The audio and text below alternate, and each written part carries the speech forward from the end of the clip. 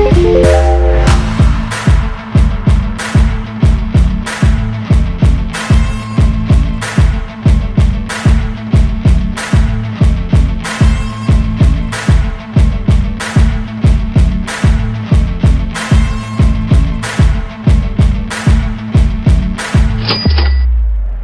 දවසක් කියලා ප්‍රාර්ථනා කරනවා හැමෝටම. Enolex සරහා අදත් අහලා තිබුණ එපිසෝඩ් එකක් කරන්න කියලා හිතුවා. Facebook group එකේ අහලා තිබුණ ප්‍රශ්න කීපයකට අදත් උත්තර දෙන්න කියලා හිතුවා.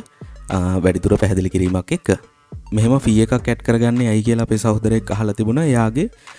එයා නොදැනවත්ව එයාට හිතා ගන්න බැරි විදියට fee එකක් ඇඩ් වෙලා තිබුණා. එයා දිකට ලිස්ටිං කරගෙන යද්දි ගොඩක් අය උදව් කරලා තිබුණා ඒ සහෝදරයට ඒ fee එක මොකක්ද කියලා බලා ගන්න. මේක අන්තිමට වෙලා තිබුණේ එයා ස්ටෝ එකක් අරගෙන තිබුණ නැහැ හෝ මට මතක විදියට ස්ටාර්ටර් ස්ටෝ එකක් තමයි යාගේ තිබුණේ.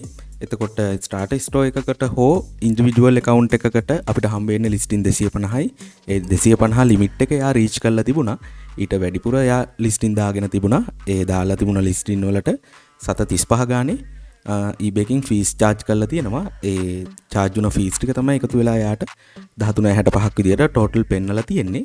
එයා ඊට පස්සේ eBay basic store එකකට මාරු වෙනවා කියලා දාලා තිබුණා. මොකද එයාගේ වැඩිපුර ලිස්ටින් වලට නිකරුණේ charge වෙන නිසා.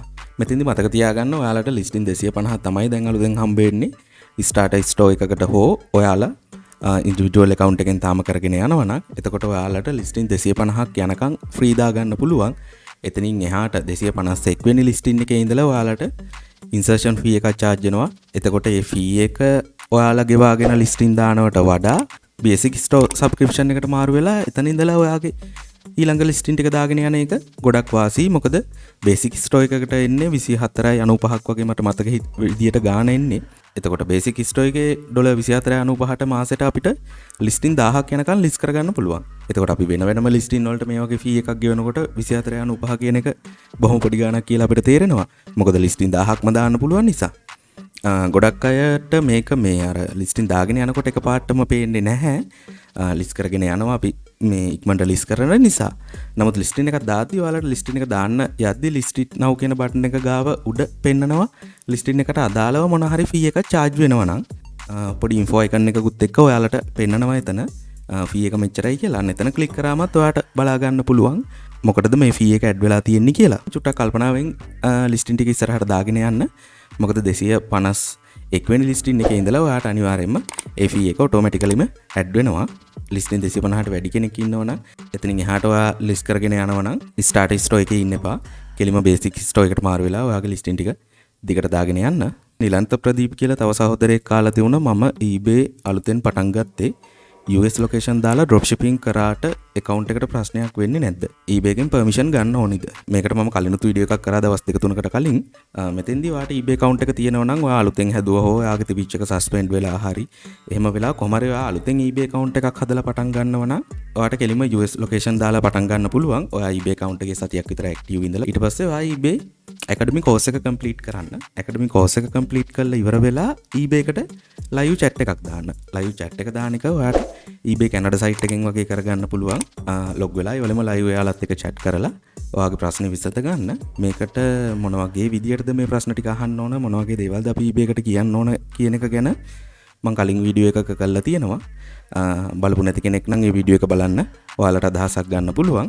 Amazon එකෙන් item එකක් අරගෙන ලිස්ට් කරලා ඔයාගේ selling process එක එතන ඉඳලා ඔයාට පටන් ගන්න පුළුවන්. දැන් අර ඉස්සර වගේ අලුත් පරණ accounts කියලා නැහැ. ඔයා eBay academy එක complete කරලා හරියට වැඩ ටික කරලා එතනින් එහාට eBay එකට පොඩි chat එකක් දාලා ඒ වගේ දේවල් ටික කරලා selling පටන් ගන්න ඕන. account එකට ප්‍රශ්නයක් වෙන්නේ නැහැ.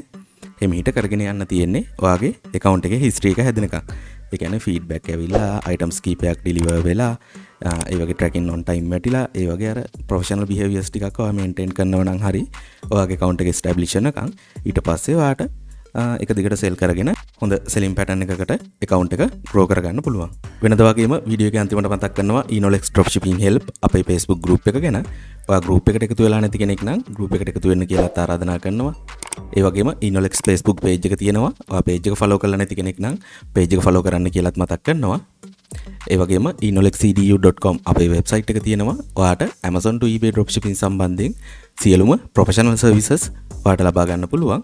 Amazon එකේ TBA tracking number එක convert කරන්න අවශ්‍ය වෙන service එකේ ඉඳලා එතනින් එහාට ඔයාගේ account එක වැඩි දියුණු කරගන්න seller කෙනෙක් විදියට ඔයාට grow වෙන්න අවශ්‍ය හැම service එකක්ම Enolex හරහා ඔයාට ලබා ගන්න පුළුවන්.